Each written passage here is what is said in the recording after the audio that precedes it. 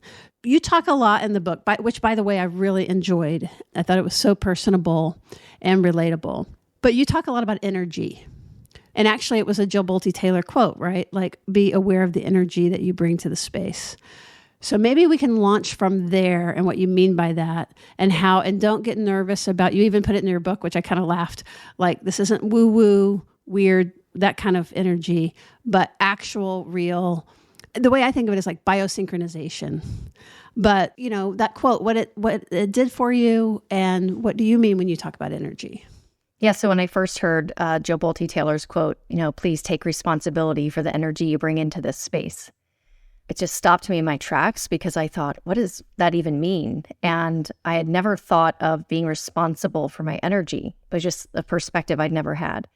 And I was trying to be more intentional in my life in general. And I started with that quote in mind and kind of going into the NICU, going up to my patients and thinking, what does it look like in this moment to be responsible for the energy I'm bringing to these tiny patients?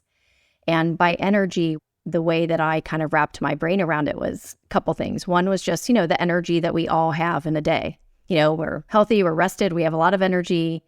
If we're sick, if we're depressed, if we're other things, we may have low energy. So that was one type of energy I was considering as I was going to the bedside. And then the other type was just sort of the vibe. Kind of, everything has a vibe. Restaurants we go to. Yeah, that's games, the clinical term. Yes, vibe. Exactly. And so what was I bringing to the babies? And I knew that was of utmost importance because whatever I was bringing to them was, of course, going to help regulate them or dysregulate them potentially.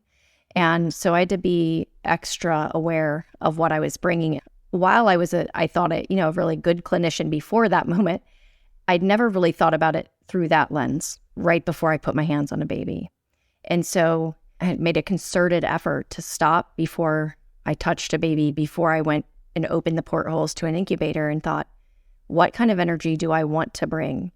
And what kind of energy belongs in this moment to this baby? And what doesn't belong in this moment for this little person?